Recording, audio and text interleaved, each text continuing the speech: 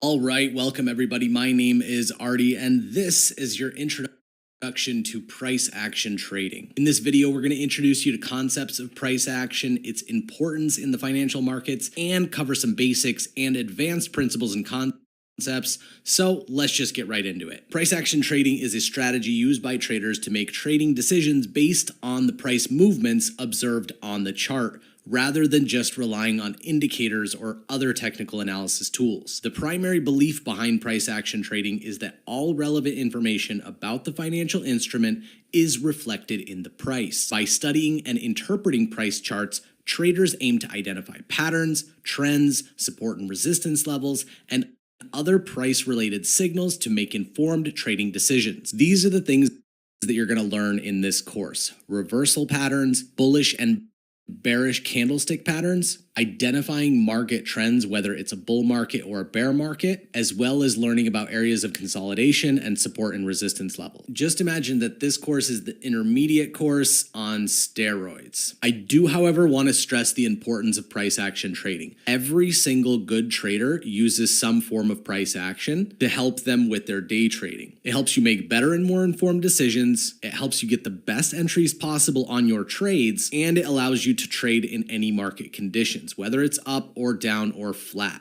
This course is also going to help teach you what type of trader you are. Whether you only want to trade trending markets, getting those higher highs and higher lows, or you feel advanced and comfortable enough trading these consolidation zones from the high to the low point. With all of the tools that you're going to learn in this course, you will be able to trade any time of day. You will be able to see every single one of these patterns and setups all day, every day. Also, this entire presentation is going to be downloadable for you, so you can use these images that I show here as reference guides. You can print them out and have them on your desk. Use these when you're first getting started until it's so ingrained in your brain that you don't need them anymore. And please feel free to watch this entire course a couple of times over, just so that you memorize everything. And for specific videos, you can save them and watch them individually. All right, that's enough for the introduction. I'll see you in the first lesson.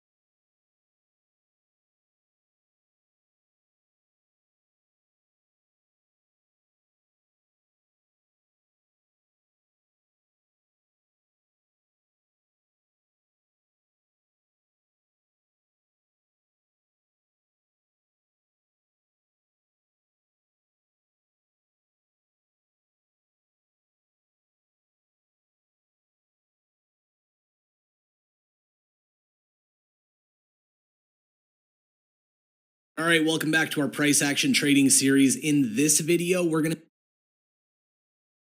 to dive into the art of reading price charts. Understanding how to interpret price action movements is crucial for successful price action trading. So we got to start with the basics. Candlestick charts are widely used in price action analysis due to their ability to provide detailed information about the price movement. Each candlestick represents a specific time period, such as the 1 hour or the 1 day, or if you're like me, the 1 minute. And each candle displays the opening price, the closing price, the high price, and the low price for that period. So let's just break these down.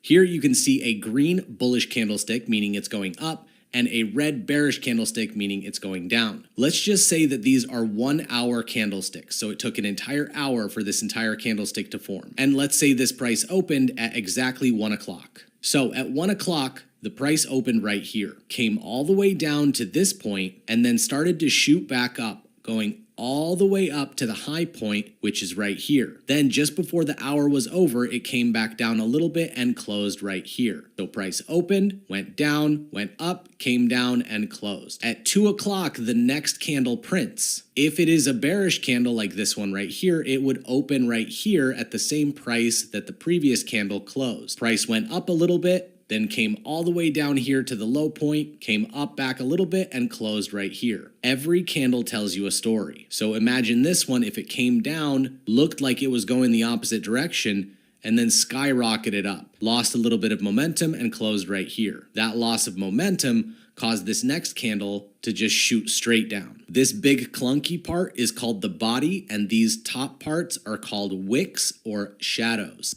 Now we're going to get into candlestick patterns and their meanings. Candlestick patterns are visual representations of price movement that provide valuable insights into market sentiment and potential reversals. So as you can see right here, these are all bullish candlestick patterns and these are all bearish candlestick patterns. So what I'm going to do is kind of show you an example right here. Imagine that price is coming down on every single one of these candlestick patterns, right? But they all stop right here. So this right here would be a level of support, meaning the floor for a price that it does not want to break through and rejects off of to continue up. Seeing any one of these candlestick patterns on a level of support is a good indication that you should enter your trade. The opposite goes for bearish candlestick patterns.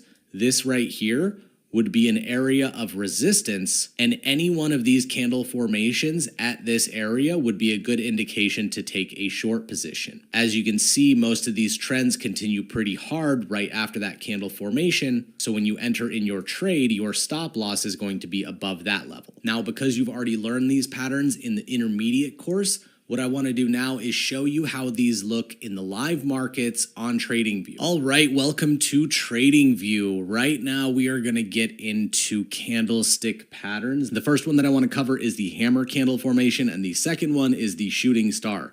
Hammer is bullish, shooting star is bearish. So as you can see here, no wick on the top, small body on the top, and wick on the bottom for the hammer. No wick on the bottom, small body, long wick on the top for the shooting star. It's very easy to trade these because your stop loss and your take profit are extremely easy to set up. For a short position, you enter on close of candle, and your take profit, whatever your risk to reward ratio is, either a 1 to 1.5 or a 1 to 2. Those are the two minimums that you should be shooting for. Same goes with a buy order, stop loss below the wick, 1 to 1.5 or 1 to 2. And as you can see, just using this candle formation alone does not guarantee you a winning trade. You need to have other confluence. And if you want a little bit of extra help when finding these candle formations, what you can do is type in all candlestick patterns into TradingView and it will give you an indicator. In the settings of all patterns, you can select which patterns you want to trade and which ones you want to see. I've selected hammer and shooting star,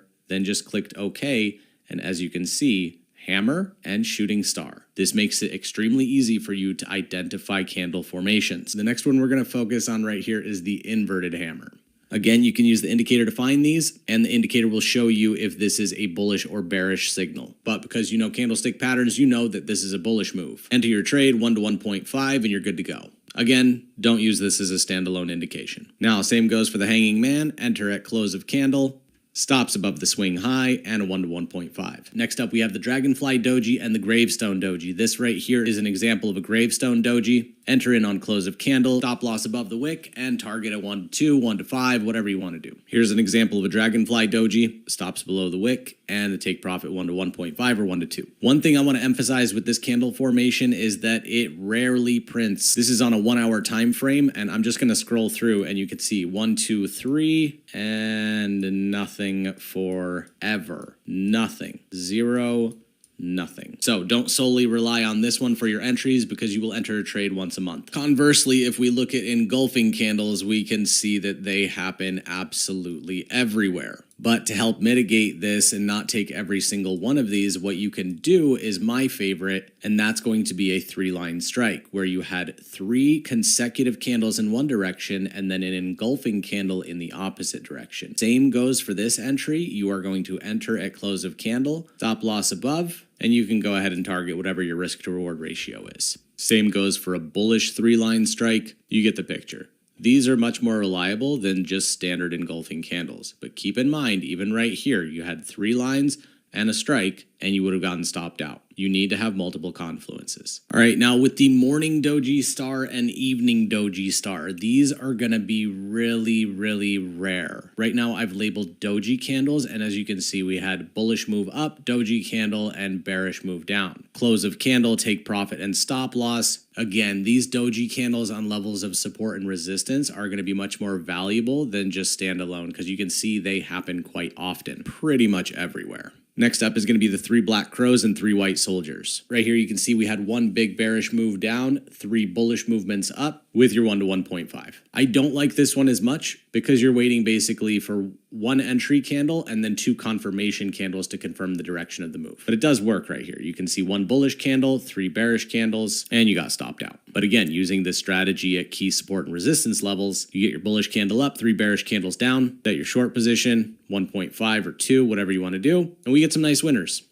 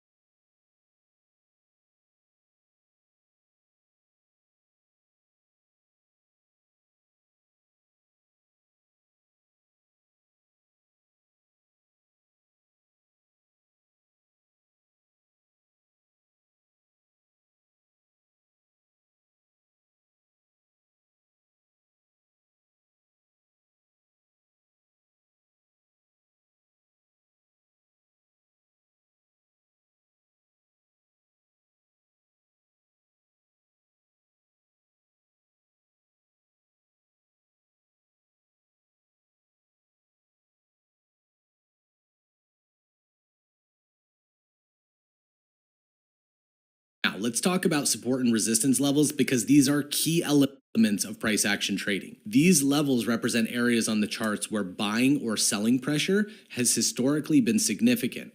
So right here, a support level, also known as a floor. This is a price level where buying pressure exceeds the selling pressure, causing the price to bounce up. Resistance up here, or the ceiling on the other hand, is a price level where selling pressure exceeds the buying pressure, causing prices to reverse downwards. Being able to identify these levels helps traders make informed decisions about potential entry and exit points. Now, just to quickly explain this, if you find yourself in a consolidation area like this, imagine this is all you're seeing, just this section of the chart. What I want you to do is draw up support and resistance areas and a line right in the middle. You only want to take buys here, and you only want to take sells right here. This will keep you away from the middle section, because if you get in on the middle section, you're kind of screwed for a while, as you can see. We'll go more in depth in support and resistance when we do our breakout trading section. With support and resistance, this is just a brief rundown. We're going to go more in depth with this once we start talking about breakout trading, because breaking out of these support and resistance levels is the things that you want to focus on. But I do want to show you a quick example of how to trade these ranged markets using that halfway line that I drew up. Okay, so the next thing that I want to talk about is consolidation areas. Areas in the price where price does not move. It does not continue its uptrend, and it does not reverse into a downtrend or vice versa. You can always tell when these areas start when you get the first break of structure. So you can clearly see right here,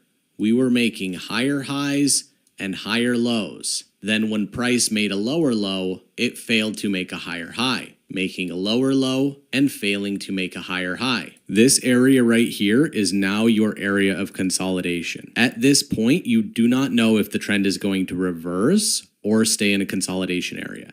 After a trend stops, it's either going to consolidate or it's going to reverse. What you can do once you draw up your box with the rectangle tool is click on your box, click the settings wheel, and extend it to the right. That's going to extend your consolidation zone, and now you are looking for breakouts above or below this area. As you can see, you can get stuck in consolidation for a very long time. If, however, you do want to trade this, because it's the only thing you're stuck in and you like trading consolidation areas, which I don't suggest, what you can do, and a general rule of thumb is, if price came up into this consolidation zone, meaning it was bullish before it got here, it could potentially break out to the upside. So take your Fibonacci tool and draw it from the bottom to the top of this range. You will see here on my Fibonacci tool, I have the 1 level, the 0 level, and the 0.5, meaning this is the 50% area. You can see my settings right here for the Fibonacci tool. I have found it best now to only look at the entry, the 50 level, and then standard deviations above with Fibonacci extensions. So once price breaks out of the original zone, the extension levels are going to be 0.5, 1, 1.5, and 2. We will get into Fibonacci's a little bit later in this course. But for right now, if you are stuck in a consolidation zone and you want to trade this, only buy here and only sell here, the upper half and the lower half. The closer you can get to the bottom of the range when you're buying, it's better. The closer you can get to the top of the range when selling is better. If you enter a long position here, the most you can get is a 1-to-1 risk to reward ratio, and you could get stuck in this trade for a very, very, very long time. As you can see, price did not want to do anything in this zone. Until finally, many moons later, it broke out, but then came back in the range. This didn't even want to break and retest and reject. It broke, came back in, played around in this consolidation area again, grabbing a little bit more liquidity here, and then shooting up. I don't like trading consolidation. Wait until price definitively breaks out of this zone, retests it, and goes up. But taking this out to a higher time frame, you can clearly see the potential of breakout trades. We'll go a little bit more detail into this a little bit later in the course.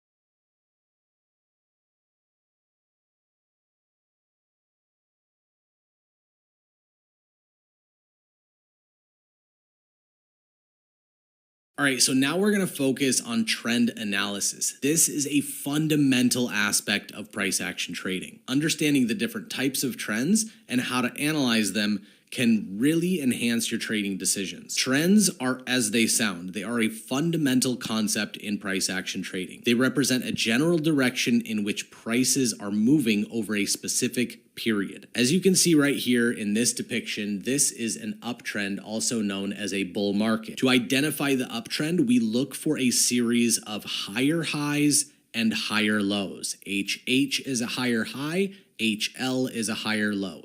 This makes a staircase pattern up, higher highs and higher lows. Conversely, to identify a downtrend, we look for a series of lower highs and lower lows. Lower lows happen when this low goes lower than this. Now, price does any one of these three things. It either goes up or it goes down or it starts to consolidate. These right here are called trend lines. Trend lines always go on the bottom of price, the lower lows and the higher lows. Never draw your trend line right here. Imagine that both of these lines connect. If price is trending up, making higher highs and higher lows, all the way up here, but then when price came down, it still made a higher low, but it failed to make a higher high. Right here is your indication that market structure is most likely broken now. Once it makes a lower low, it confirms the break of market structure as well as the trend line, thus starting your new downtrend. That's one scenario. Another scenario is that price just falls into a period of consolidation and either reverses or continues. Now, let's jump into the charts and I'm going to show you how this actually looks on TradingView. What I want to do is talk about market structure, looking for bull markets and bear markets as well as these areas of consolidation. So as you know, we had a bull market coming up into this area of consolidation. What I would like for you to do in order to find bullish or bearish market structure is zoom your charts out as much as you can. I want you to not focus on the finite individual candles because those are fractals. I want you to look at the overall consensus of the market. When you look at this area right here, what is price doing? It is going up. So the trend of this area is bullish.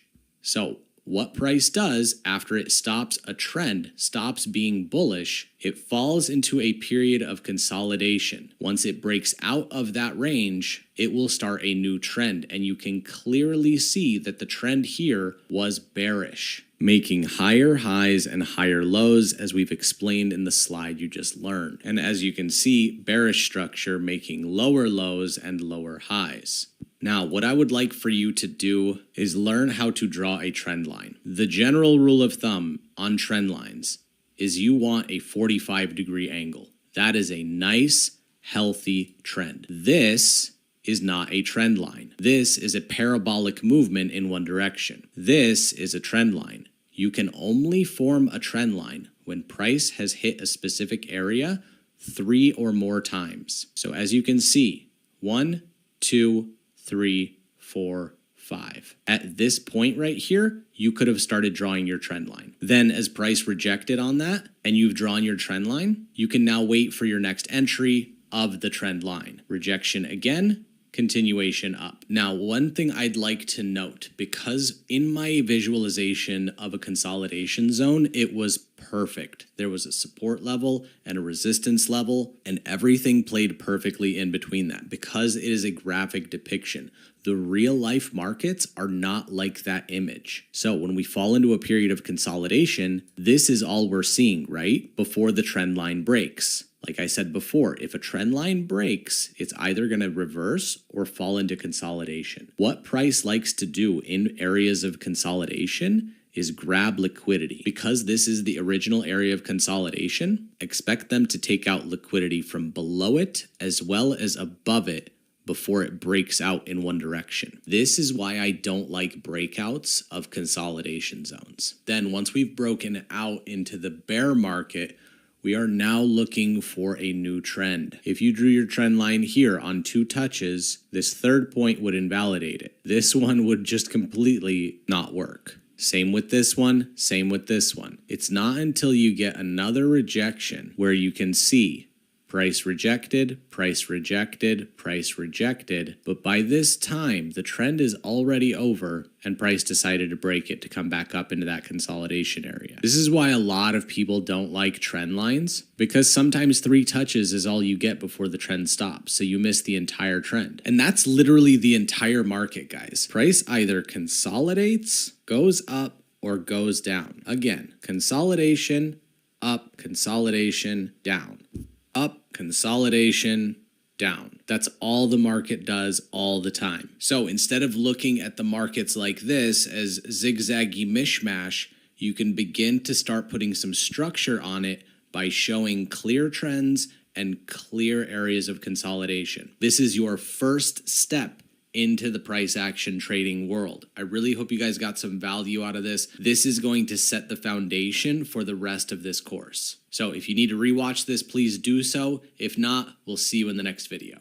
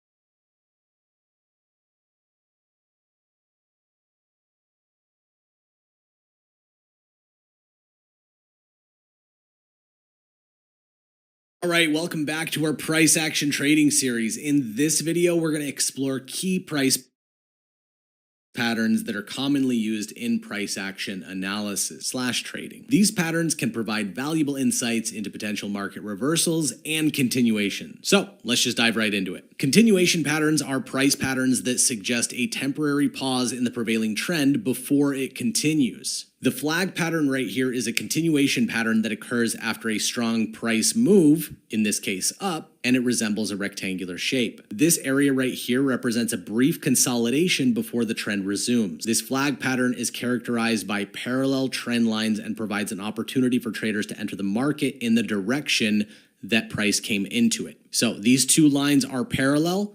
Price zigzags in between them with the potential to break out to the upside. Conversely, for a bearish flag pattern, it's the exact opposite. Price comes down, stays in this channel, which is a rectangular shape with the potential to break down to the downside. Another continuation pattern is the pennant. Same concept as the flag, except the wedge gets tighter and tighter instead of being parallel. As you've heard me discuss in the intermediate course, falling wedges and rising wedges have mixed reviews. They can either be continuations or reversals. Let me show you some examples on the charts so that you can see exactly what these look like, not just images of zigzag lines. All right, welcome to TradingView.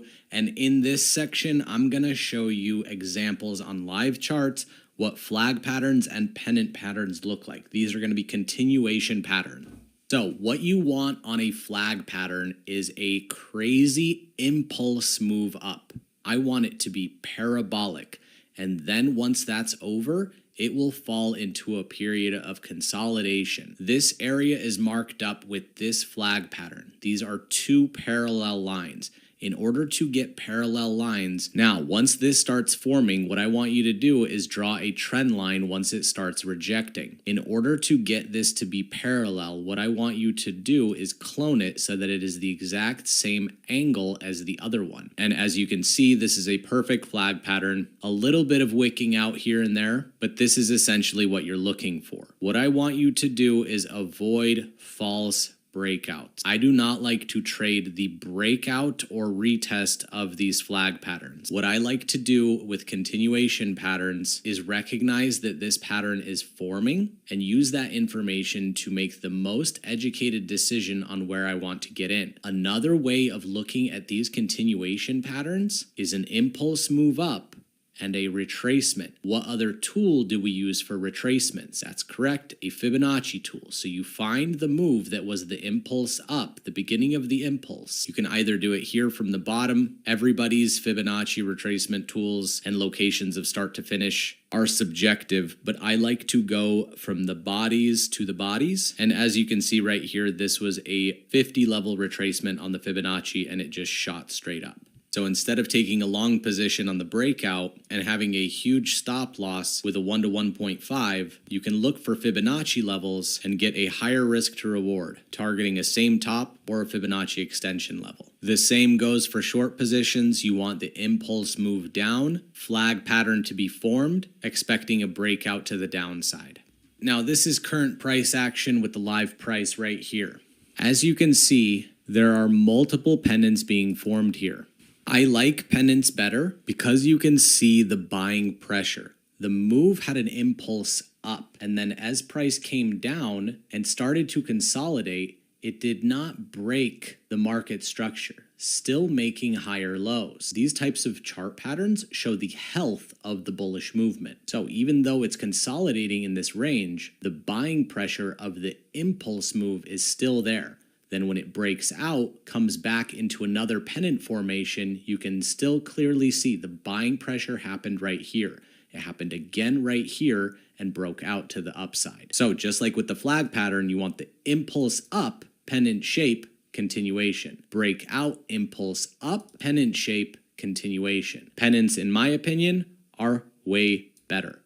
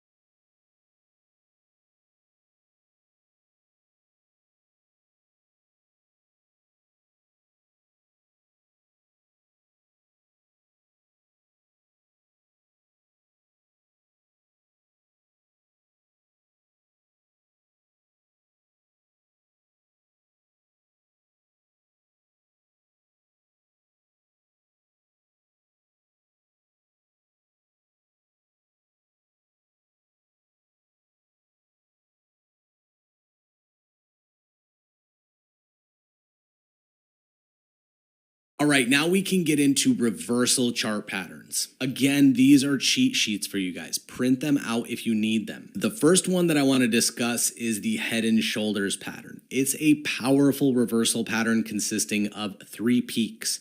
The middle peak, known as the head, is higher than the other 2 peaks, as you can see right here. And if you guys remember what we just discussed in market structure, price goes up, makes a low, makes a higher high, makes a same low, and then fails to make the higher high. This is a break in market structure. Once price comes down to break this neckline of the head and shoulders, head, 2 shoulders, neckline, you're good to go for an entry. Same goes for the inverted head and shoulders. Price comes down, fails to continue market structure right here, and once it breaks that neckline, you're good for a long position. Now, double tops and double bottoms and triple tops and triple bottoms. These right here usually happen at major support and resistance level. Price is unable to break the ceiling or the floor. When this happens, this is usually accompanied by a divergence in the oscillators that you're looking at. I prefer the RSI. So RSI would be trending down, come up, and then when it formed this other bottom, it would be higher than the previous one, showing same lows on the price, but a divergence on the RSI. We will get into every single divergence on any oscillator a little bit later in this course. Always keep in mind that a double top or a double bottom could always turn into a triple top or a triple bottom. Now, let's get into the charts, and I'm going to show you examples of every single one of these. All right, let's get into some examples on TradingView of reversal patterns. Now, the first ones that I want to talk about are double tops. You can clearly see these because they make same highs. You can also mark these up with boxes. These same highs and rejection off of it at an area of support and resistance, which it's now made with this first one, is a good indication that markets will reverse and go the opposite direction. These are known as M's. So this is a bearish double top. This is what a bullish double bottom looks like. They are exactly the same, just inverted. Now the next formation I'm going to show you is the inverted head and shoulders. You can see the left shoulder formed right there, the head formed right there, the right shoulder formed right there, and then this is going to be your neckline. These aren't always going to be perfect like the visual examples on the slide that I showed you earlier. One shoulder is going to be higher than the other one. The neck's going to be crooked. These are more or less subjective to your artistic point of view. In a perfect world, this price would have came up into here. But once this neckline was broken, price started to continue down. And as you can see, that neckline was first used as support, broke through it, and then was used as resistance, continuing the down movement. Always zoom out if you want a clear representation of what price is doing. These necklines and breakouts are usually areas of support and resistance, and they get respected time and time again. So if we change the settings of this support and resistance area and extend it left and right, you can clearly see it was respected here numerous times. It was respected here. It was respected here. It broke out and came down to retest. It was respected again, constantly, time and time again. This same area always gets respected. Even going all the way back to June 2020, you can see that this same area was respected. And since we're already in June 2020, let me show you a triple or quadruple bottom. You can see price came down, rejected off of this zone. Price came into it, rejected again. This is your double bottom. Price came down again and rejected. This is your triple bottom. Price came down again to grab some liquidity out of this range, but closed above it, and that's your quadruple bottom. If it is more than a double bottom or a double top, and it comes in for a third one, it wants to grab the liquidity from this first retest of this zone. If it's not satisfied with the amount of liquidity grabbed in that first one, it will come back and grab even more for the fourth one and then catapult into oblivion. So because we've just touched on this support and resistance zone and how it gets respected time and time again for an extended period of time, the next video, I'm going to go really deep into support and resistances and how you should mark them up and where you can expect rejection. All right, now I just want to wrap this video up by explaining the importance of pattern recognition. Being able to identify these continuations or these reversals is extremely crucial for your success, because when price is consolidating, most traders don't know if it's going to continue or if it's going to go the other direction, but because you understand these patterns, you know that it's more likely to go in a specific direction. You also have to always keep in mind fake outs. When price fakes a breakout, you gotta be really careful. We're gonna go into more detail into fake breakouts a little bit later in this series. Not only that, but understanding all of these patterns is going to help you get those sniper entries, those clear entry and exit points for every single one of your trades. Get into the market instead of hesitating and letting the move pass you by. I hope you guys enjoyed this section. I know it's a lot of information, but having these cheat sheets on your desk while you're trading is really going to help you.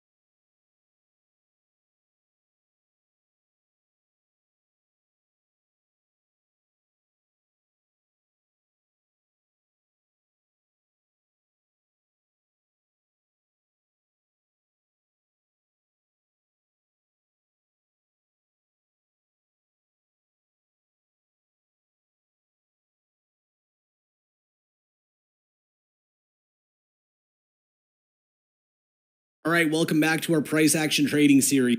In this video, we're going to focus on one of the most fundamental concepts in technical analysis: support and resistance. Understanding support and resistance levels is crucial for identifying potential entries and exit points in price action trading. So let's dive right in. A support level is a level at which buying pressure exceeds the selling pressure, leading to a temporary halt or reversal in a downtrend. It acts as a floor that prevents prices from falling further. Resistance, on the other hand, is a price level at which selling pressure exceeds buying pressure, causing a temporary halt or reversal in an uptrend. It acts as a ceiling that prevents prices from rising any further. Always keep in mind that support becomes resistance and resistance becomes support. Once a support level is breached, it can potentially turn into a resistance level when retested from below. Now let's jump into the charts, and I'm going to show you everything that you need to know about support and resistance. All right, welcome everybody. Let's get right back into it with these support and resistance areas. I'm going to clean up the charts and we're going to start brand new. All right, so the first thing I want you to do when recognizing or finding support and resistance levels is look for where price had major reaction. In order to do this, what you first want to do is go out to a very high time frame. This chart is on the daily time frame. Now, I know you might be tempted to start marking these up, but look at how far away price is from these areas. This support and resistance level is not relevant with your current trading window. The area that you want to look at is right here. So zooming into this area, what we can start to do is drawing up support and resistance levels on the daily time frame where price has rejected numerous times. You want a few above the price and a few below the price. These are the areas of interest for you. The reason I chose these is because we had very aggressive moves off of these levels to the downside. And on the bottom, aggressive moves up to the upside, areas where price consolidated in between two zones. Then once you start fine-tuning it, you can see I didn't mark up anything in this area yet, because we had this area of interest, this area of interest, this area of interest, this area, right here, consolidation, more consolidation, and then it respected the zone right here. So this is an area of interest where price currently is right now. Now, if you remember, we previously spoke about areas of consolidation, areas where price tends to zigzag looking for the liquidity. So if we look at this zone, we're literally about the halfway area. These are areas that you want to avoid trading, keeping that in mind when you move down to the lower time frame for your entries. Unless you're swing trading, you're not going to enter on a daily chart. So now what we can do is move down to the hourly and now draw up support and resistance levels where price has rejected either to the upside or to the downside. What we can do with this area is change the color so that we know that it's on a different time frame. So the blue ones are on the daily and this orange one is on the hourly. Price rejected here a few times, then broke through, came back up to retest it and rejected down, came back up to break through it, and now it's back down here again. Now, going even lower in time frames like the 15-minute, you can clearly see that price hesitated right here before breaking that area, coming down to this higher time frame zone, but is now bouncing in between these two. This is current price right now. So what you can do is now draw up another level of support and resistance and change this color to a different one, signifying that this is a lower time frame. We are currently on the 15-minute. So you can see we had a wick into this zone, it rejected down. 3 wicks into this zone, rejected down. A wick breakout, and then it rejected. Another few wicks, and it rejected. Another few wicks, and it rejected again. But it started to fail to reach this previous higher time frame zone and is now continuing up. But again, to avoid being part of this wick and liquidity grab going to the downside, I would suggest you wait for this candle to close above this zone. This 15-minute candle just closed right now. And now you can see the bullish momentum started because we got that confirmation break and close above this zone. We can now consider this breakout being valid. But what you should do is wait for a retest of this zone and a rejection off, because if it's a previous level of resistance, in order for this to be valid as a level of support, price needs to break out of this area, come back to retest it, reject off of this area, and then at that point, this zone is now going to be used as support. Once something is support, you now look for the next zone above that. Now, if you remember back to our higher time frame, the next major zone is up here. That's a really far distance away, and you're probably not going to hold this trade for 3 weeks. So what you can do is look left to find these areas on the 15-minute time frame where price had an aggressive reaction. You can see this area right here, this area right here, this one, and this one. Also keeping in mind this trap that happened right there. Once this breakout is confirmed, you know that this level was respected. So your overall bias should be bullish after this period of consolidation. And these are going to be your price targets. Always keeping in mind that price can reject at these levels or break through these levels and use them as support. Break through, use as support, reject, break through, use as support, break through, reject, use as support, break through, reject, use as support. This would be the breakout of the consolidation zone using a 45-degree angle for my trend line as a general guideline that this is what I'm looking for. Now, that's current price action. But what if you're stuck in a period of consolidation like this one right here? So looking at this area of consolidation where price has just been zigzagging back and forth, what I want you to realize is that up here are the sellers and down here live the buyers. Marking up a 50% level of this zone, you only want to be buying down here and you only want to be selling up here. If you're forced to trade and you have to trade this area, this is how you're going to want to attack it. You're only going to want to buy in this area and only sell in this area.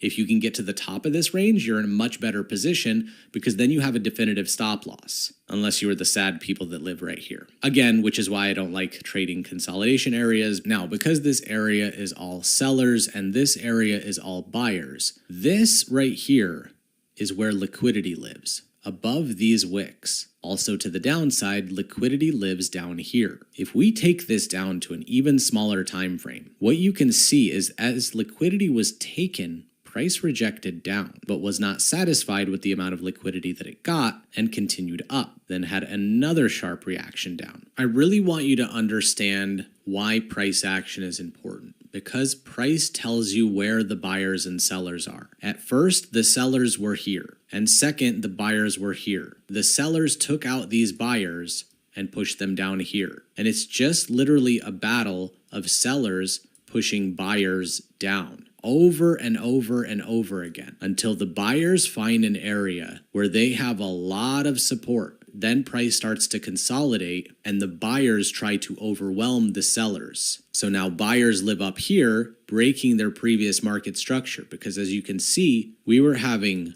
lower highs and lower lows consistently, and then market structure broke and we created a higher high and a higher low. Now we're on our way to try to make a higher high, and if that happens, previous market structure was broken. Always keeping in mind the higher time frame trend.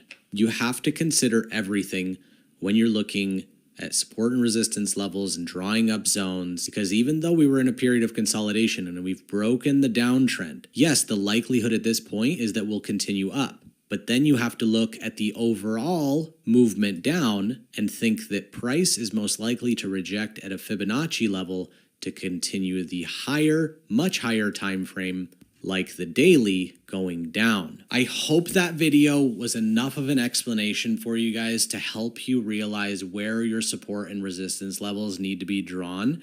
And I know we touched briefly on higher time frames and multiple time frame analysis.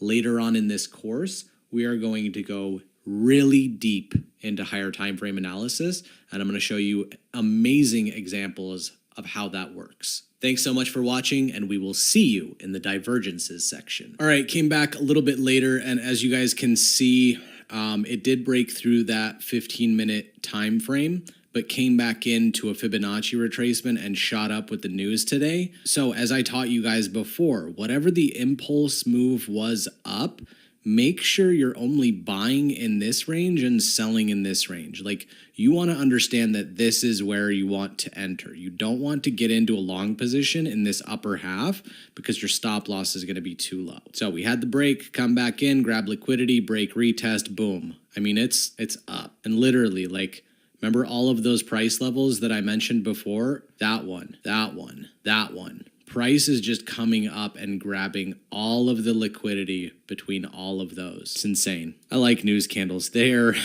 juicy. But see, right now we're at a level of psychological price level. It's 33,000 even. So we're 15 points away from it. It was 5 points away from it. So it's definitely going to hit it.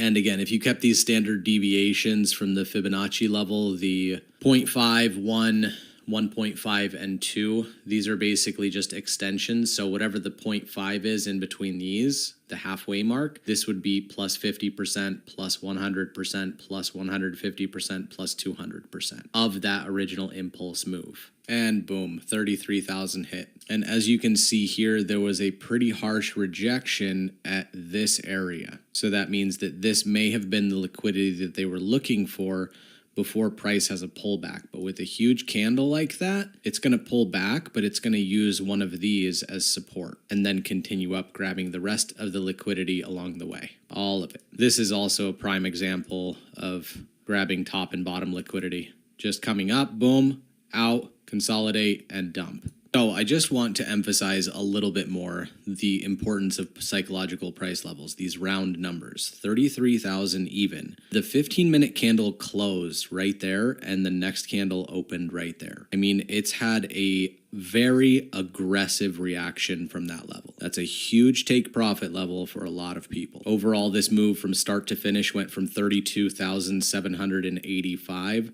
all the way up to 33,000.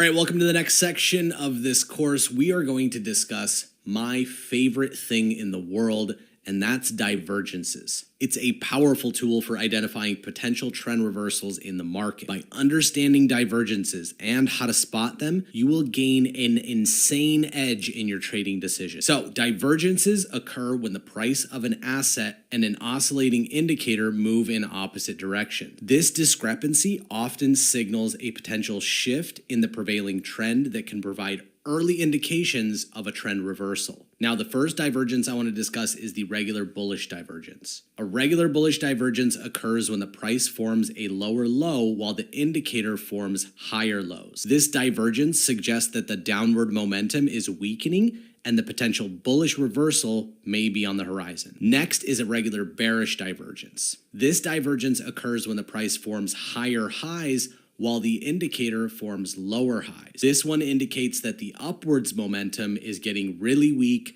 and a potential bearish reversal is going to happen. Now, as you guys know, the trend is your friend, so these are the best divergences to take. These are called hidden bullish and bearish divergence. A hidden bullish divergence happens when price forms higher lows while the indicator forms lower lows. This divergence suggests that the upward momentum is strong even though the price is experiencing temporary consolidation or a deeper pullback, but then it's most likely preceded with a continuation in the prevailing bullish trend. A hidden bearish divergence happens when the price forms lower highs while the indicator forms higher highs. This divergence indicates that the downward momentum is still strong. Even though the price is experiencing a counter trend bounce, it often proceeds with continuation in that downtrend. Now, we've got a lot of oscillators to discuss. These are the most commonly used oscillators to identify divergences used by a majority of the traders within this community. The first one is going to be the Awesome Oscillator. As you can see here, price formed a higher high while the Awesome Oscillator formed a lower high. As with any counter trend divergence, you want to wait for price to reject that level, come up, fail to make that higher high, and then enter. You always want to wait for the pullback. Let me show you what this looks like and how often it happens on an actual TradingView chart. All right, so first up on the oscillator list, we have the Awesome Oscillator. It's an indicator that helps identify trends and potential reversals in the market, and it calculates the difference between the 34 and the 5-period simple moving averages of the midpoint prices. The indicator oscillates around the 0 line right here, with positive values indicating bullish movement and negative suggesting bearish movement. Now, when you're looking at market structure, and you can see a clear downtrend right here, where price is making lower highs and lower lows, and you see from this low point to this low point, drawing a trend line in between the two, looking at the Awesome Oscillator, you can see that the Awesome Oscillator made a higher low, thus signifying a divergence. So once the oscillator starts turning green, you can take a long position at this point. Just to make sure you're actually getting the low point, wait for a few green bars to print so that you don't get stuck in these consolidation zones. But again, remembering what we talked about, support and resistance, this is the next area where liquidity is living, and so price went right up there to grab it. Same thing goes for hidden divergences. You can see right here, price made a low and a higher low, while the oscillator made a low and a lower low. Hidden divergences are trend continuation divergences, and once that happened, you can enter in a long position and again, support and resistance areas, target the next available liquidity. Markets love to take people's stop losses out right here. Next up, we have the Ultimate Oscillator. When price forms higher highs, but the Ultimate Oscillator forms lower highs, it's a signal of a regular bearish divergence. As you can see here, price made a higher high, and on the Ultimate Oscillator, it made a lower high. Let me show you what this looks like on the charts. So next up is going to be the Ultimate Oscillator. This indicator combines multiple time frames to provide a more comprehensive view of the market's momentum. It calculates weighted averages of 3 different time periods, specifically the 7, the 14, and the 28, to measure buying and selling pressure. This one oscillates between 0 on the low end and 100 on the high end, with values above 70 considered overbought and values below 30 considered oversold, just like the standard RSI.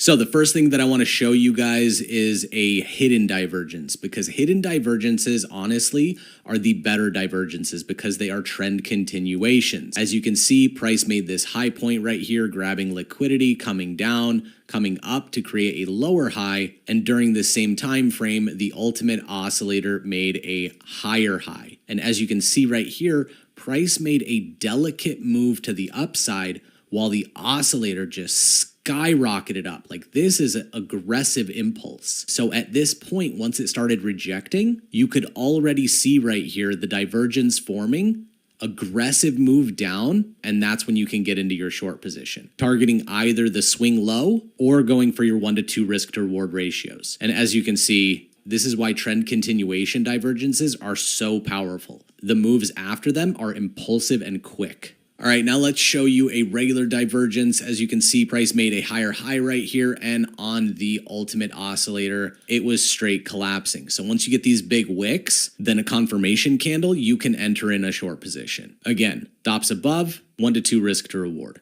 A lot of you might be asking why I didn't take this divergence right here. Price made a double top with a divergence. This double top was not on a support and resistance level. The support and resistance level on this chart was right here. This is a psychological price. This is the round number. This is what I would have been waiting for. Always keep in mind these round numbers. They are more important than you realize. Okay, so the next two are going to be the ones that I primarily use. The relative strength index, known as the RSI, or the stochastic RSI. Regular RSI is on the left and stochastic is on the right. A lot of people actually prefer the stochastic RSI because once these lines cross over in the stochastic after a divergence, that's your trade entry. Whereas the standard RSI is a little bit more laggy. Both indicators lag, but a standard RSI is more laggy. With divergences, as you can see here, you can spot a regular bearish divergence, and you can also spot regular bullish divergences, creating a low and a higher low, while price made a lower low. You can also see this on the stochastic RSI right here. This is the exact same price chart. Now let's jump into TradingView, and I'm going to show you examples of each one of these, as well as how often they occur, and some little tips and tricks that I learned along the way. All right, next up on the list, we have the standard RSI, the relative strength index. This is my favorite just because I've been using it for so long and I'm so used to it. They've modified it over the years since I started using it. They incorporated this floating moving average into it. And now, as you can see here, they've also incorporated areas where it's extremely oversold and add this red shading. This is a good area to start selling as it's an overbought market. And this area right here is a good area to buy as it's an oversold market. Overbought, oversold. Overbought. But the key thing I want you to keep in mind here is that you do not enter specifically and solely based on what the RSI says. Because as you can see here, here was the low point and it continued down. Always wait. Wait for the divergences to stop. As you can see right here, price continued to make lower lows, and yet the RSI continued to make higher lows. A general rule of thumb that I have invented over the many years that I've been trading the RSI is this. If price breaks out of the 70-30 range and you are looking for divergences like this, only enter on the one that is within the 70-30 range. So if you get an additional divergence that's above 30 or below 70 and the peak one was out of the range, that's the entry point that you want, which in this example was a perfect 3-line strike with a doji candle on the bottom, entering a long position with a 1 to 2 risk to reward ratio. Now, if you're looking for trend continuation divergences, you can clearly see here, we had a low, a high, a higher low, a higher high, a higher low, a higher high, a higher low, a higher high, and this one was a higher low. It was above this area. Continued market structure to the upside. Looking at the RSI, you can see the nice impulsive move up. Then during this pullback, still creating a higher low, the RSI was extremely oversold. So from these 2 points, even though price made a higher low, you got an extreme divergence on the RSI. These are the best trades to take. And again, one of my favorite setups, the 3-line strike. 3 bearish candles down, 1 bullish impulse up. Stop loss below the swing, targeting a 1 to 2 risk to reward. This was my moneymaker strategy. Next up is going to be the relative strength index, but the stochastic version. This indicator combines the stochastic oscillator and the relative strength index. So stochastic is an independent one and RSI is an independent one. This one merges the two. It gives you insights into overbought and oversold conditions just like the other oscillators, and it measures the RSI's position within its recent range, and it helps identify potential reversal points. This oscillator ranges between 0 and 100, but instead of like the RSI where it's 70 and 30 for those ranges, this one is 80 and 20. So anything below 20 is oversold and everything above 80 is overbought. All right, so just like everything else, a regular divergence looks like this. This one you can see right here, we had a high and a higher high. The stochastic RSI was not divergent, it was convergent at this point, meaning that the stochastic RSI made a high and a higher high, just like price. These two are matching each other. There is no divergence. But if we look at the next move, this high and this high, you can see a dramatic difference in the stochastic RSI and what price is doing. Huge impulsive candle off of that divergence. Short position with a 1-to-2 risk to reward ratio. Now, let's look for market structure, higher highs and higher lows. Where would we find a hidden divergence in this uptrend? So if we look from here to here, this higher low, we could see that on the stochastic, we had a low and a higher low. But then when we look at this one, it's lower than this one. Yet right here, we're still maintaining bullish market structure, making a higher low. That right there gives us our hidden divergence. These are much harder to spot than regular divergences. As you can see, the stochastic RSI really oscillates to the extreme points every single time, and quite often. Looks like a heart rate monitor. Next up is going to be the True Strength Index, also known as the TSI. When price forms higher highs, but the TSI forms lower highs, it suggests a regular bearish divergence, implying a potential trend reversal. But it also works for areas of consolidation. In this consolidation zone, we saw price pretty much flat. The entire time the TSI was dropping, giving you a bit of a confluence knowing that if it breaks out of this range, it's going to do so to the downside. Let's jump into the charts and I'm going to show you examples on the TSI. All right, next up on the list is going to be the True Strength Index, or TSI. The True Strength Index, or TSI indicator, aims to provide a smoother representation of price momentum. Again, all oscillators are momentum indicators. It combines the two moving averages of the price's double smoothed move rate of change, ROC, to filter out the short-term fluctuations and highlight long-term trends. The TSI oscillates around the zero line just like the other ones and generates positive and negative values. The positive values indicate bullish movement and the negative ones obviously suggest bearish movement.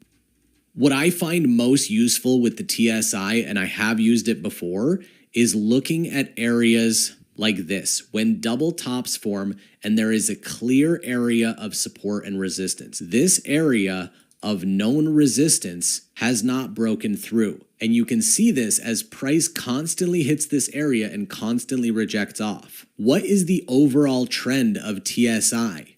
TSI has been trending and losing momentum the entire time it's been in this consolidation zone. This right here is a good indication that this resistance zone is going to hold and price will reject to the downside. You can clearly see on the TSI that it had this crazy impulse movement up, right? But the maximum point that it reached right here was here. So if you get on the charts and you see a higher high and then an equal high right here creating a double top, but TSI is starting to cascade down, this is going to also give you an indication that this area is going to be respected as a level of resistance. It also works really well for areas where price is simply just flat. You can see what price actually wants to do if you look at the TSI. Let me just show you how this looks in replay mode. So imagine you see price come down and then just flatline, but you have the TSI up. What are you seeing TSI doing? Going from the oversold areas back into the normal range. The most likely outcome is that price is going to break to the upside. The reason why I want to emphasize divergences in what price is doing and what your oscillator is doing is because it will give you an early indication, like a crystal ball, of what the future holds. Most of the time, as you can see here, price was going down, TSI was going down. Price is going up, TSI is going up. But in certain scenarios, price does one thing and the oscillator does something completely different. These are the areas where something fishy is going on and you can be a part of the next big move. Now, the next divergence is going to be on MACDs, the moving average convergence divergence. Same type of scenario. We're looking for a discrepancy in what the oscillator is doing versus what price is doing. So here we had a double bottom, equal lows with a divergence on the MACD. Once MACD crossed over, that's your point for entry. Just as a side note, this is a prime example of how a resistance level was broken through, price came back and used this same level as support and then shot up.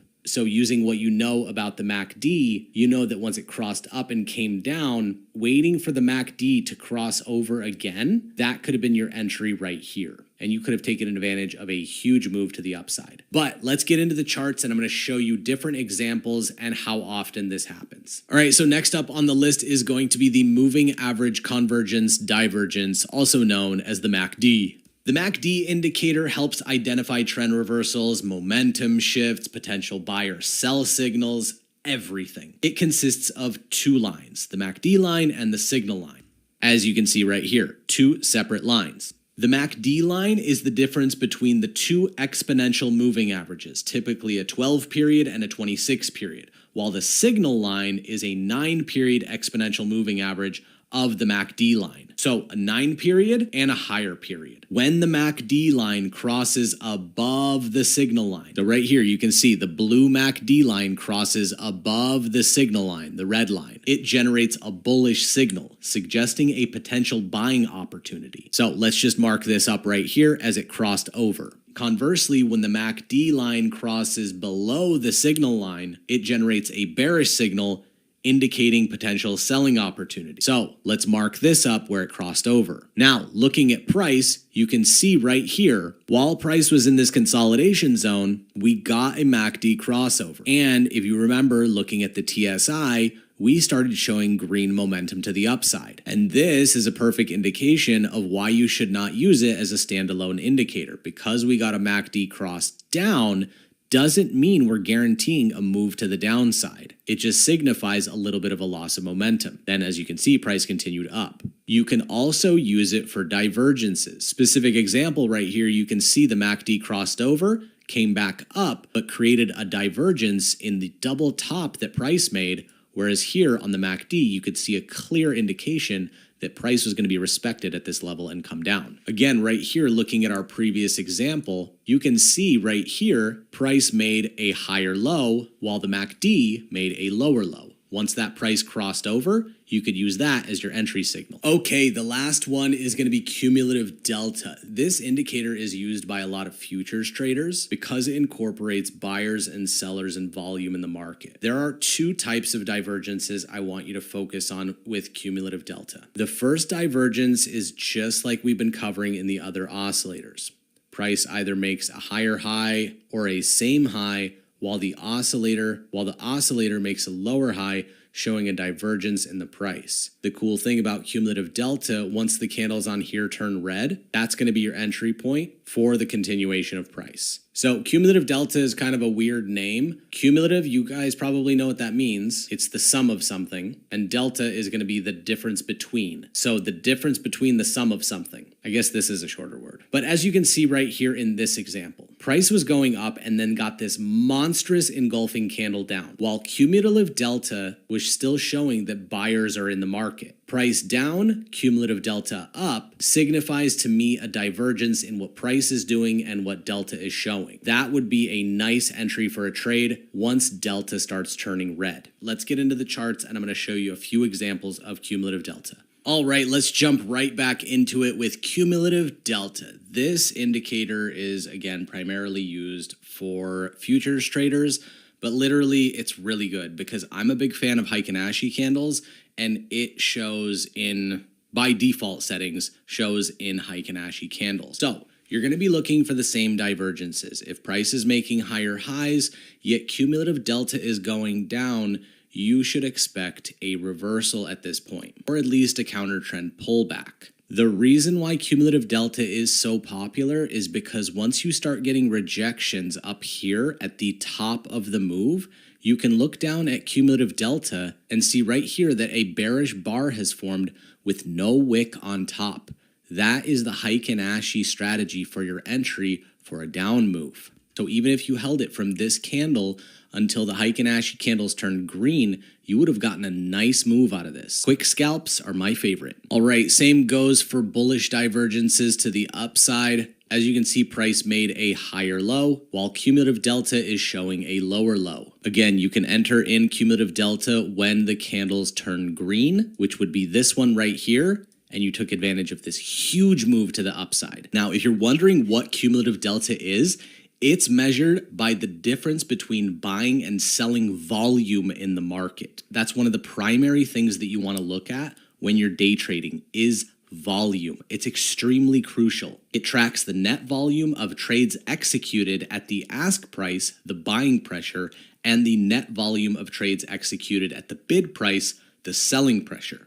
So another reason why I want to show you divergences with cumulative delta, because it's dramatically going to help you when you're trading in ranging markets. You can clearly see the resistance level here and the support level here. Cumulative delta across the entire range shows a divergence to the upside. The cool thing is here, if you draw up your Fibonacci tool and you're only taking trades in these areas, once delta turned green right here on this candle, you're still in this safe zone and you can target the top of this range. Once delta turned red on this candle, you're still in the top of the range and you can target the bottom of the range.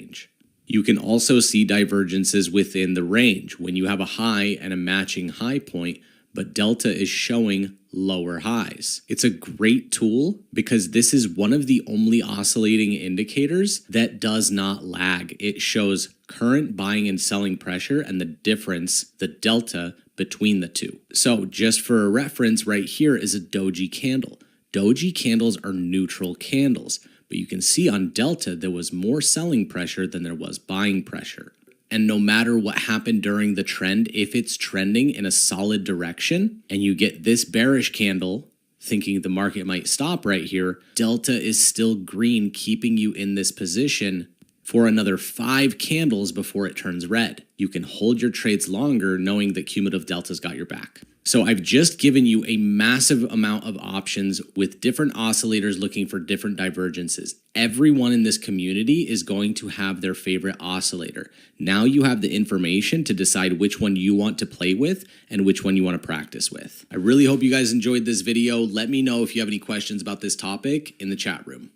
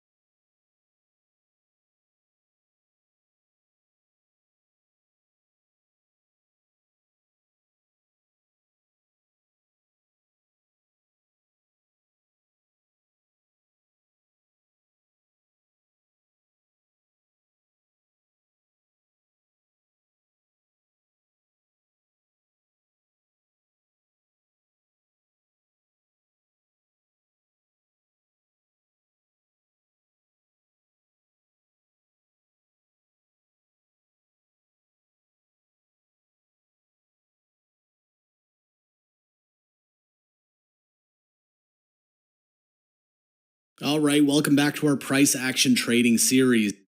In this video, we'll delve into various price action strategies that traders employ to make informed trading decisions. Price action strategies utilize the analysis of price movements and patterns to identify potential opportunities in the market. So as you can see on here, we have multiple different trading strategies. Breakout trading, breakout and retest trading, pullback trading, which are also continuations, reversal trading, and trading ranges. This one right here is going to be a breakout trade with no retest. This one's going to be a break and a retest of a support level. This one's going to be a breakout of a resistance level, using it as support for the retest and shooting up. And this right here is an area of support and resistance breaking out to the downside. You might consider this a retest. But the only thing to do now is show you how this looks in the live markets consistently day in and day out. So let's jump into the charts because this one's going to be a doozy. All right, let's get into some examples of breakout trading,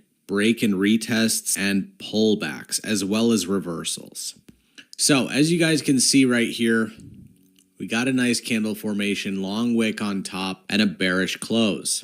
At this point, we can mark this zone up as a level of resistance temporarily until it's respected. You can see in this area, we got 1 rejection, 2 rejections, and 3 rejections. None of these candles were able to close above this zone. This price movement now respects this zone as an area of resistance. Price is resisting to break through it.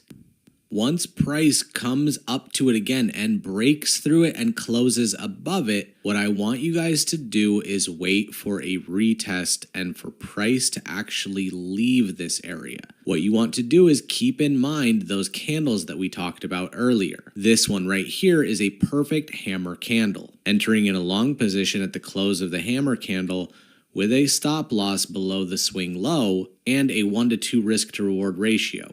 This is the trade setup that you want to wait for when you are looking at breaks and retests of levels of resistance. This was first resistance, and then when it broke through, it used it as a level of support, continuing the uptrend. You can also use this same tactic with a slight modification, because as you can see, by zooming out, price was on a nice, healthy uptrend. When you find an area like this, where price had a monstrous impulsive movement up, impulsive movements mean parabolic spikes, huge freaking candles one after another. What you can do at this point is draw up your Fibonacci tool, and I'm going to add one more level to this. By standard, I leave the 618 off just because I can visually see it, but I want you to copy these. 0, 0.5, 618, 1, -2, -1.5, 1, and 0.5. Impulse move up, Fibonacci gold zone retracement. This candle close and this candle open was in the Fibonacci gold zone between the 0.5 and the 0.618. As you can see, price had a huge healthy move to the upside. All of these take profit levels, these next levels, these are all standard deviations of the original Fibonacci level, the 0.5. So if this is point A and this is point B, halfway through is the 0.5. 50% above this level is here. Double that zone is here. And triple that zone is here. This is what is known as a pullback trade. This pullback and rejection off of fib level, and also an area of known support and resistance that was broken, is a great trade entry because you have multiple confluences here. Let me list out all of the confluences of this trade. The overall trend was bullish. We broke through a level of resistance and then came down to use it as a level of support in a Fibonacci gold zone. This is a 3 confluence trade and is money in the bank, my friends. 3 or more confluences on your trades will make you a very happy and successful day trader long term.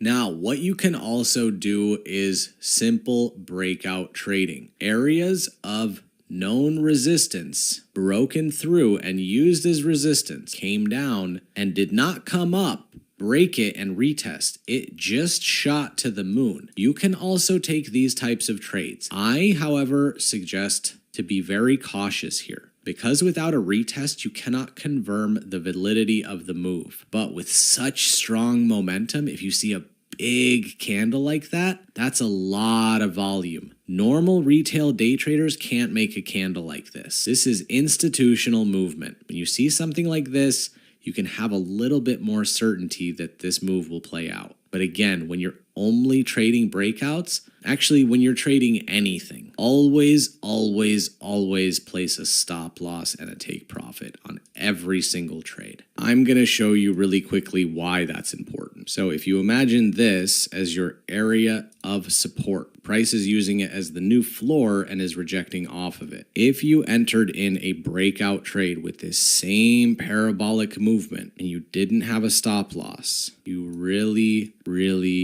blew your account. Like your account was probably blown right here. Always keep that in mind. Entering in a short position with a stop loss and a take profit is smart, because if it goes against you, you only risked 1% or 0.5% or 0.25%. But if you had no stop loss, you lost all your money instantly, and you're the only person to blame if that happens. All right, now let's talk about trading reversals. What you want to do in order to trade a reversal is actually find a trend. If price is trending down and it breaks that trend line, comes close to retest it, does something along those lines. When price has highs and lows and lower highs and lower lows, this is bearish market structure. Once price breaks that downtrend and fails to make lower lows and starts making same highs or higher highs, you know that price has lost its momentum, it has broken the trend, and again, as I've taught you before, price will either consolidate or reverse. In this situation, it consolidated for just a minute and then reversed, showing a new uptrend, creating higher highs and higher lows all the way around. When you are trying to trade reversals, always keep in mind that price may fall into a period of consolidation for a minute while it's deciding which direction it wants to go. You want to see confirmed market structure in the opposite direction for a reversal, a higher high and a higher low, or from an uptrend, a lower low and a lower high. Once a downtrend is over, look for consolidation or a reversal in the opposite direction. In these areas is where you need to be extremely diligent in your analysis. Did price break the trend line due to some news? Is volume there? Are you seeing historical price data to the left that respects this area? As you can clearly see this low, looking left, you can see that this area made that low point. And looking at the current chart right here, price respected both of these levels, creating a W formation. Ws are also known as double bottoms, and a potential reversal is imminent. Now, using multiple time frames, before we were on the 15-minute and now we are on the 4-hour. Once you see that it's a clear double bottom on the 4-hour, what you can do is pop up an RSI or whatever oscillator you like and look for any type of divergences. These are going to be your entry signals. You can clearly see we had two equal lows forming a perfect W, while RSI was showing us a divergence, creating a higher low. That's how you know you could be expecting a new trend. So if you're a trend reversal trader, these are the things that you need to look for. Now, because you understand market structure, and when price is consistently making lower lows and lower highs, even after it breaks the trend line, and it fails right here to make a new lower low, immediately your first reaction should be, we're going to fall into consolidation. That's kind of your default method. You should always assume consolidation, not reversals immediately. So, of the swing low to the point where market structure failed to continue is going to be your consolidation range. If you want to trade consolidation, which I highly advise against, this is the halfway level of this entire zone. These are halfway levels of those halves. So I've split this consolidation range into quarters. So you only want to take sell positions targeting the halfway line of the bottom half. And you only want to be taking long positions taken in this area, targeting this area. You can see trading consolidation doesn't even work out because price likes to take liquidity. Consolidation zones are literally for price to catch its breath, take some liquidity here, because this was let me clean this up, hold on. Consolidation zone, correct? This is the starting point of the consolidation zone. This is the swing high, and this is a midpoint swing low. Price grabbed liquidity up here, all the orders that are living above this. Price then came up even more and grabbed the orders above here. Price then came down and grabbed all of the orders below this line, just a little bit. Price then came up and grabbed some liquidity at the top of the range. Price then came down and just dipped out of this zone and grabbed all the liquidity living below this area, then continued up. This is an area of accumulation or distribution or whatever direction you're looking. Price wants to get as much orders and stop losses as humanly possible. This is what institutions do. They screw over everybody in these areas. But once they're done, it really takes off in a direction. So the breakout's a great deal if you can not get screwed along the way, which is why I suggest do not trade consolidation zones.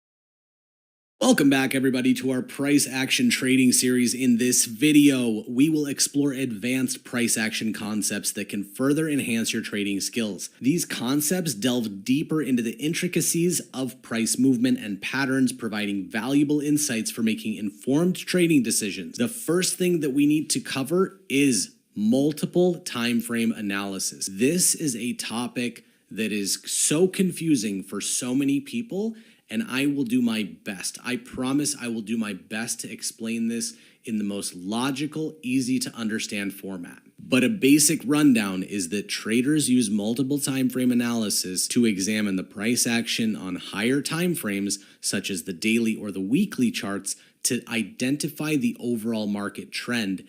And then they switch to a lower time frame, such as the hourly or the 15-minute charts, to fine-tune their entry and exit points. As you can see here, you start off with the daily, you move down to the 1 hour time frame, then down to the 15-minute time frame, then down to a 5-minute time frame. Whatever time frame you're most comfortable with, that's the one you're going to stick to. But first, let me show you a drawn animation that I have done so that you can have an understanding of how deep this topic goes, from high time frame all the way down to low time frame. All right, this is the easiest way that I can explain this in this awesome graphic that I drew up for you guys. This is a 1 month time frame uptrend. Each one of these candles is one entire month. You can see from start to finish, overall, it was an uptrend. It had a bullish move, a bearish move, a bullish move, and a bearish move. But overall, price action and market structure was making higher highs and higher lows. Then, if you zoom in onto one of these bearish candles, you can see that this is a 1 day downtrend, meaning that every single one of these candles is 1 day.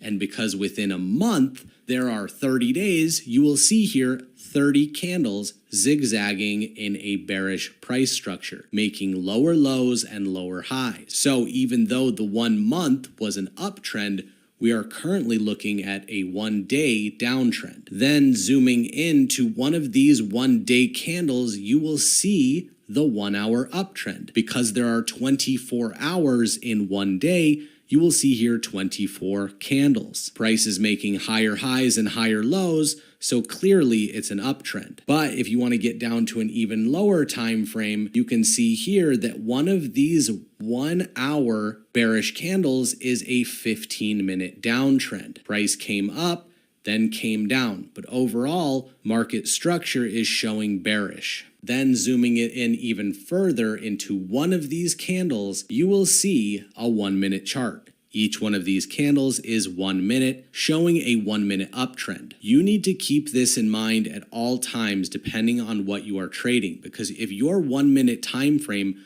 shows that it's bullish, but you zoom out and you see that it is at a 15-minute downtrend, get out of your position and look for shorts. And knowing that your 15-minute is going down, but your overall 1 hour is an uptrend, you need to be looking at that 15-minute chart to take it down to the trend line. Don't hold that trade too long because the overall trend is up. Then when you zoom out and see the daily chart, you see that it's bearish, but you still have a ways to go to get to that 1-day downtrend, while always keeping out for the ridiculously high time frame, the 1 month. But as you can clearly see, we have a long ways to go before we hit that trend line. Now let's look at this example on TradingView and see what it looks like in real life, not animations that I drew on an iPad. All right, so now that you guys have seen my amazing animation on my iPad where all the market structure was beautifully formed, all the bullish moves stayed green, all the bearish moves stayed red, now I'm gonna show you what that looks like in the live markets, because the live markets are anything but perfect. Frankly, they are imperfect, and I love them for that. What we're gonna do is top-down analysis. We're gonna look at the higher time frame starting on the daily charts,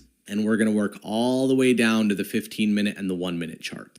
This is going to be your ultimate lesson in learning multi-time frame analysis and how to use it and why it's important to know. So as you can clearly see here on the daily chart, we had a monstrous downtrend for a very long time, from February 20th, 2023, all the way back to December 30th, 2021. Now, a lot of people always ask me, well, what if the 1 hour trend is going up, but the overall trend is down? That's what this other purple line is for. If we switch our charts over the 1 hour time frame, you can clearly see that the 1 hour time frame is extremely bullish. Higher highs and higher lows, lots of parabolic movement. If you are in a position on a 1 hour uptrend, but the overall trend on the daily is down, you have to keep that in mind. You can't just hold your trades forever. You have to be aware of when this price is going to reject. And it's usually going to reject on that 45-degree trend line. So then you go a little bit more narrow focus down to the 15-minute time frame. You can see that on a 15-minute chart, price is extremely bearish.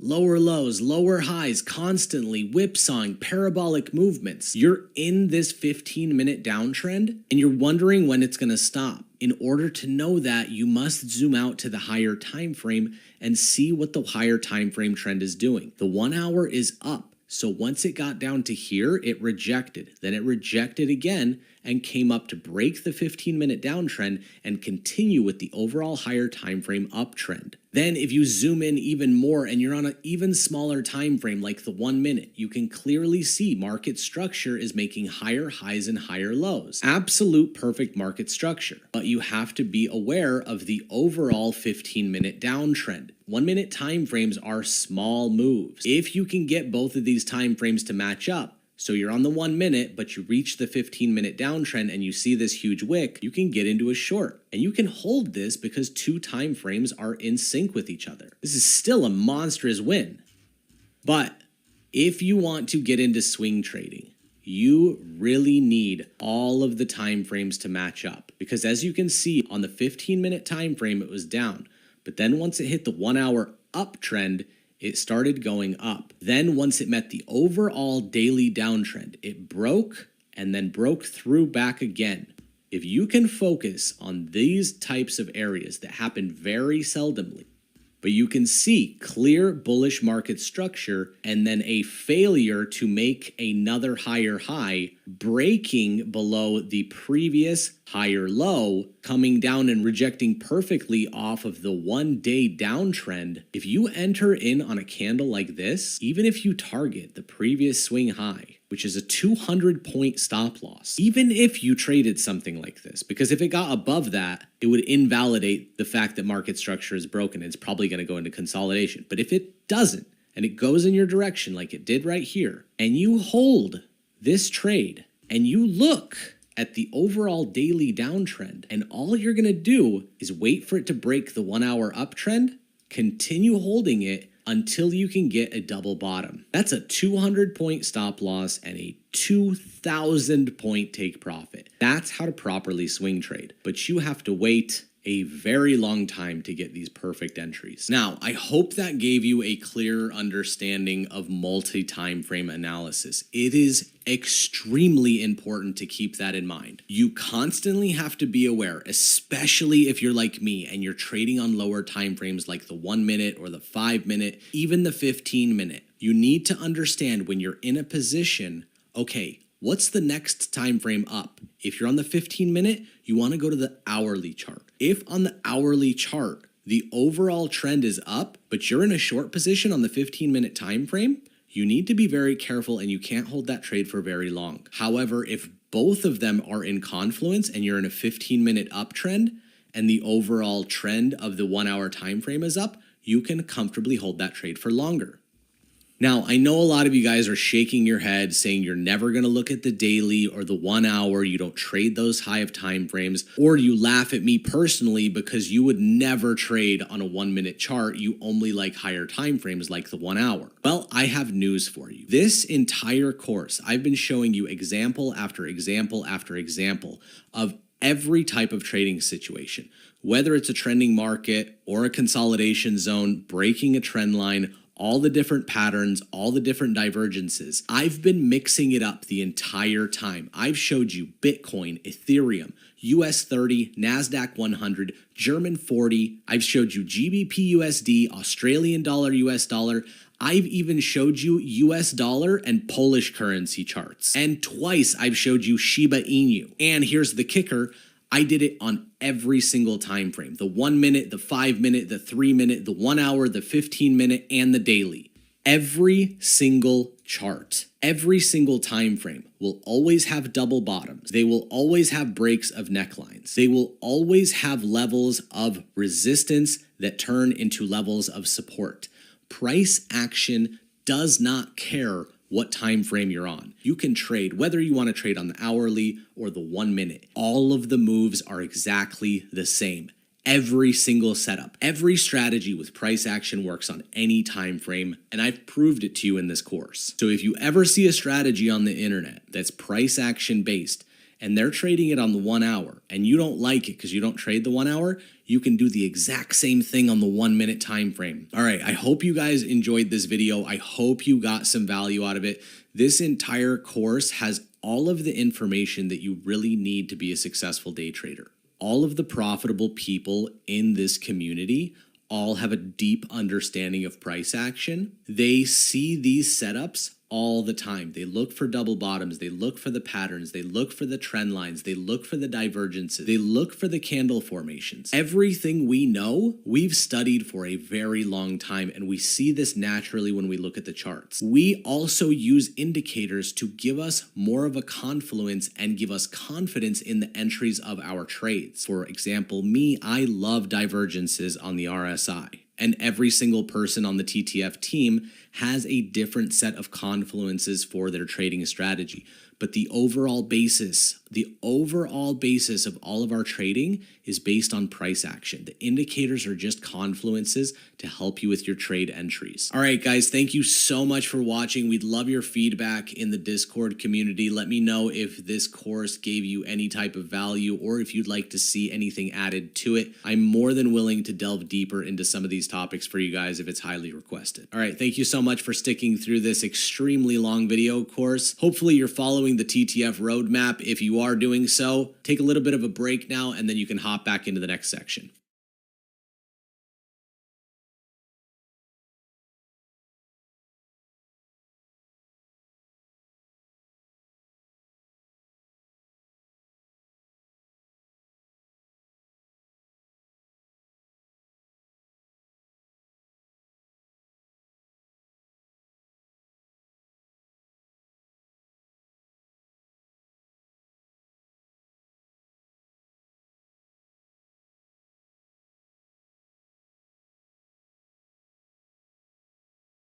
All right, welcome back to this section of the price action trading course.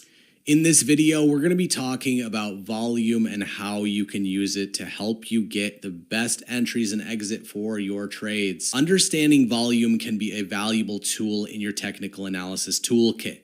In this video, we're going to explain volume in day trading, its significance, and how it can help you make more informed trading decisions. So before we dive really deep into this, let's revisit what volume represents. Volume, in simple terms, refers to the number of shares or contracts traded in a given security or asset or forex pair in a specific time frame. It reflects the total buying and selling activity for that security during that period. In day trading, volume is often displayed as bars or histograms at the bottom of the chart, as you can see right here, or if you're looking at volume profiles, you'll see it on the side of the chart on the right. These bars or histograms visually represent the volume traded during each time period, such as minutes, hours, or days. The height of each bar corresponds to the total volume traded during that specific time frame. A taller bar indicates higher volume, while a shorter bar represents lower volume. As you can see right here, we had high bars and low bars. So first, volume can confirm price movements. When the price of a security or asset or forex pair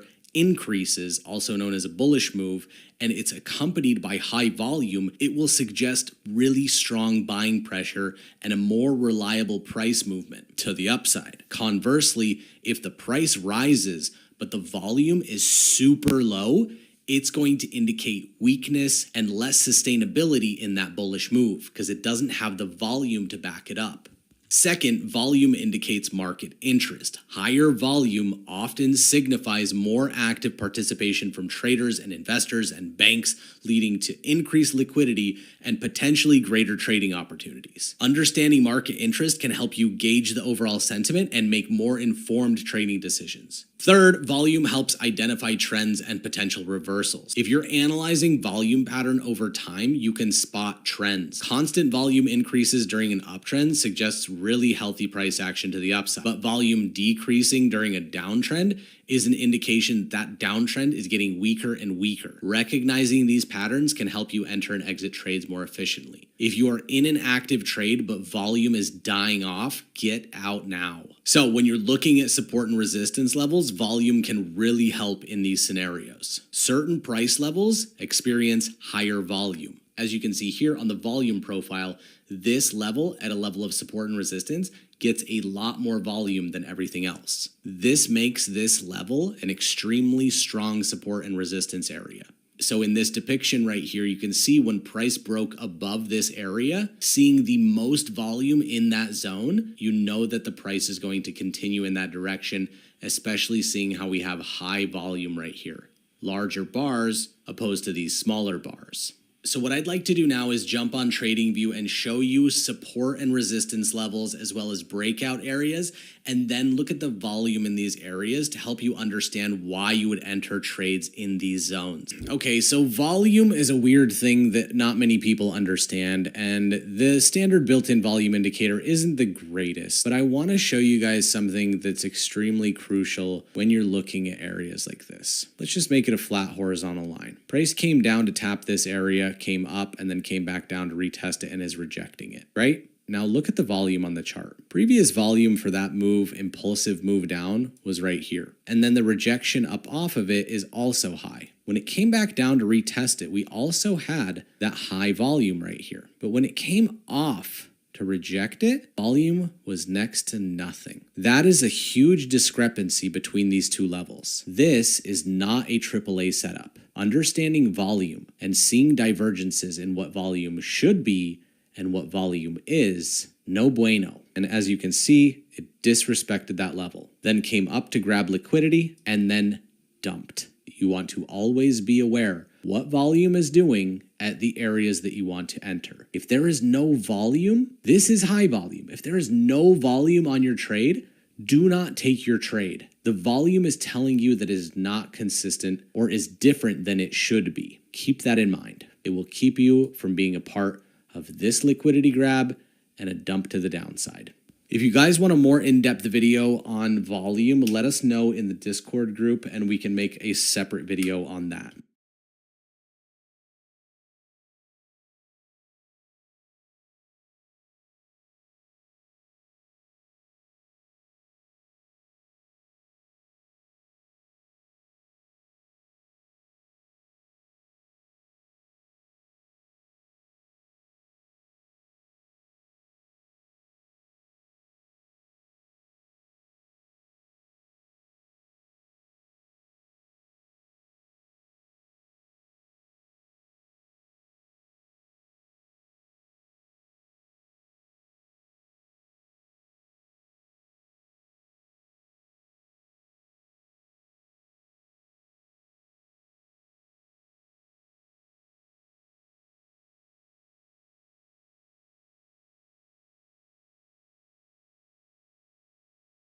Okay, welcome back to this super short video, but very important video in the price action trading series. A lot of people ask me the question, how many confluences do I need to enter my trade? Well, me personally, I like 2 to 3. But to make your life easier, this is a monstrous list of price action confluences that you can use for each and every one of your trade entries. The more you have, the better your entry is going to be. So example number 1 is price reacting on a support and resistance level. This alone is not enough, but using this with like a MACD crossover or seeing a divergence is going to really help you out. Next up is going to be price respecting or breaking a trend line. Then you have breaking out of a consolidation range, then price breaking out of a chart pattern that we showed earlier in this course, price reacting positively or negatively at a Fibonacci retracement level, price reacting at round numbers, also known as psychological levels, and volume analysis showing converging price action or diverging support of the price. So if price is going up with high volume, those two things are converging with each other, showing good momentum to hold on to your trade. But if price is moving up with 0 to little volume, that's diverging, so you should get out of that up move. Then breaks and retests, and my favorite, regular or hidden divergences. What I would suggest is that for every single one of your trades, when you're price action trading, pick 3 of these. If you're looking at price and you're thinking, okay, I'm seeing a setup, this looks good, it's broken this, what other confluences can I add to make myself more positive and more confident about this trade entry? If you can get 3 confluences on your trade entry, take it without hesitation. Use this as your cheat sheet, print this out, have it on your desk, and when you're thinking about entering a trade, make sure it's got 3 things out of this list and you're good to go. This will not only dramatically increase your win rate, but you will be waiting for AAA setups every single time. The more confluences, the more confidence you will have. Okay, we just went over a ton of stuff in this course, learning everything there is to know about price action and divergences and support and resistance levels and trending markets. But how can you put this all together into a trading plan? That's simple. I'm going to show you. So let's jump into the charts and we're going to analyze the markets top down, higher time frame all the way down to a lower time frame, find our entries, find our confluences, and I'm going to show you multiple setups that you could take advantage of, even take screenshots of them and only wait for these types of setups because the markets always repeat themselves and these patterns happen constantly. So now let's look at something that I never look at. GBP JPY. I have no idea what is going on in this market. I do not follow it. I have not looked at it. Nothing. What I'm going to do is do start to finish analysis with what's going on with this price. But the first thing I want to do is remove all of my indicators. You want to start with a nice, clean chart. Then the first thing that you want to do is take it out to the daily time frame. You want to mark up all of these levels, the highs and the lows. I'm going to change these to blue, extend them out, and these are going to be the areas of massive amounts of rejection, where price had very aggressive movement in the opposite direction. Now, what I also want you to do is understand where the markets are going. You can see right here we had a clear, hard downtrend, then an uptrend, then a downtrend. And now GBP JPY is on an uptrend on the daily time frame. So now we take it down to the 1 hour chart. We can see that price on the 1 hour chart respected this area of previous resistance as it broke through and now is using it as support. It's also played along the daily time frame uptrend and has continued up with very sharp impulsive movement. You can always see impulsive movement because it's very parabolic. It's almost straight vertical. And as you guys know, with parabolic movements, using a Fibonacci retracement tool, price usually rejects in the Fibonacci gold zone. So taking it down even further to a 5-minute chart, you can clearly see after this impulsive movement up, it came down to retest the Fibonacci gold zone, came back down to grab the liquidity that existed underneath this point. It literally wicked down below that and then continued up. So now you guys know you want your trend lines to be about 45 degrees. We had 1, 2, 3, 4, 5, 6 touches on this trend line before it broke through it. Consolidated a little bit and did not want to reject down. Continued up riding along that trend line And basically, this is an entire period of consolidation right here. You can change this color to something else to not get it confused with the higher time frame consolidation areas. Once price broke above that, it continued up, but keep in mind, it's a little bit below this trend line, and I'm not comfortable with that. So now what I can do is put up some oscillators. Let's go with the TSI and see if we're getting any divergence. Okay, so we're at a level right here on price. It is market close. The market has closed for the week overall.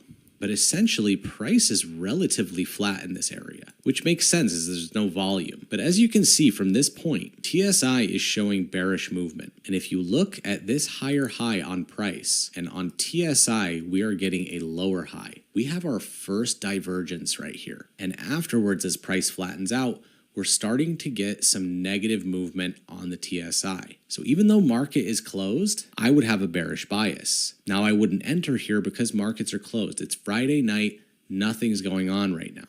But if we rewind time a little bit to my trading window, which is about an hour after London open, as well as an hour after New York open. So this point right here is 9 a.m. That is London open for me. I don't start trading until an hour after London open. I want to avoid the first impulse move because I don't know what direction it's going to go. I'm not Nostradamus. But I can clearly see that using a 45-degree angle on previous price movement, price is bullish. And it respected this trend line perfectly. Market opens at exactly 9 a.m. my time, and it had a crazy impulsive move straight up. Once it stopped and I saw it losing momentum, I would have drawn my Fibonacci tool from the bottom to the top of that impulse and seen that price came into the Fibonacci gold zone.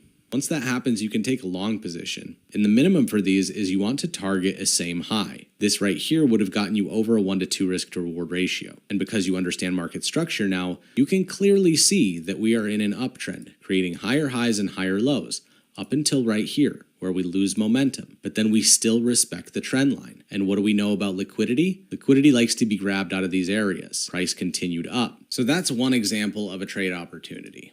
This right here is another example of a trade opportunity. This one was a divergence. This one was a pullback and a continuation while using Fibonacci retracements. Multiple confluences on these trades. Respecting the uptrend, even looking at the TSI, you can see a divergence between this low and this higher low. Price clearly shows higher lows, while TSI clearly shows lower lows. This is a hidden bullish divergence. And because we've marked up previous support and resistance zones, without even looking at it, I am 100% positive that this low right here and this low right here is a divergence on a higher time frame. So let's zoom it out to the 1 hour. And just to show you that I'm not nitpicking, I've got 3 oscillators up here. You can see right here.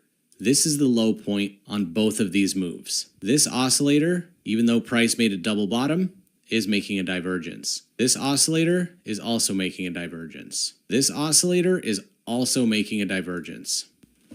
So this double bottom would be a multiple confluence trade. Price was previously trending up, created a double bottom and a continuation of the upside. So your uptrend is your first confluences and the multiple divergences are your second confluences, and the double bottom is your third confluence. Waiting for AAA setups like this where you have multiple confluences is how you guys want to trade from now on. Boom, another double bottom. I guarantee you we got some more divergences. Sure as Skippy, divergence, divergence, and divergence. Multiple confluences, guys. You want multiple confluences on every one of your trades. I want you to print out the confluence slide, and I want you to, before every single time you click that buy or sell button, if you don't have 3 things from that chart on your trade, do not take it. Even if you really want to, be disciplined and tell yourself, I will not take a trade without 3 confluences. You will have to wait, but you will wait for AAA trade setups.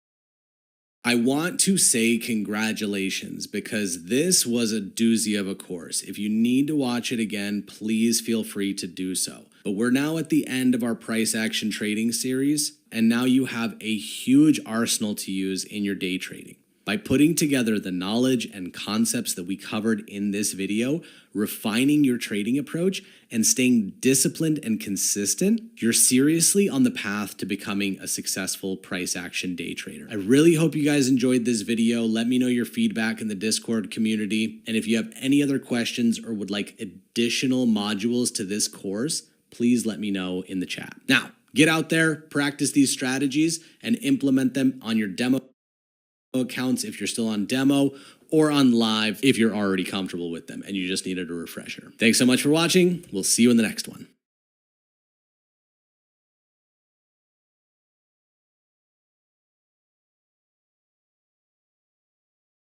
Now, this video is going to be just a little bit of a bonus to the price action course. A lot of people in this community use the indicators that we provide and the strategies that we provide with those indicators. We have strategies called DeLorean, Stairmaster, Happy Trail, and the Outback. Each one of those can be used for different scenarios. So for example, right here, we had an area of resistance that had to break out and then used as support. As a member of the community, you get access to these indicators. So because Stairmaster is more of a breakout type of strategy, what we can do is add Stairmaster onto our charts. So if we move it down to a lower time frame, you can see that once price came back down to retest and rejected up, right here you get an indication from our custom indicator that tells you to take a long position. Entering in a long position right here. Already knowing your price action, you can set your stop loss below this structure that the Stairmaster strategy overlays for you, and you can easily target a 1-to-2 risk to reward ratio. This is why we have these indicators. First, we understand price action. We wait for our perfect setups, and then we use our indicators as confluences. Now, for areas where you're getting double bottoms and double tops, a strategy that you can use is called Happy Trail. Adding Happy Trail onto your chart. When price reaches a level like this, you get your first bottom and then your second bottom, and it rejects up. Happy Trail will give you an indication of a right side up smiley face for a long position, conversely an upside down smiley face for a short position. But because we understand price action and we formed a double bottom right here, you can take this long position with a stop loss below the swing low, targeting a 1-to-2 risk to reward ratio. So this is a multiple confluence trade at this point. You had a double bottom at a known level of support and resistance. Your RSI is showing you a nice divergence. And remember what I told you, that you only want to take the divergence once it's inside that range. And you have a Happy Trail entry. Take the trade, shoot for a 1-to-2, call it a day. Again, a AAA trade setup. And this is on a 1-minute chart. Your entire trade from start to finish was 19 minutes. 19 minutes and you're done for the day. But you had to wait for that trading setup, that AAA setup. Again, if you guys want to check out any of the strategies, please feel free to check out the strategy section. Use the strategies that we teach in there and implement it with what you just learned in this price action course, and you will become ungodly profitable. You just need to work on your mindset. And if you're struggling with that, I highly suggest checking out our mindset courses.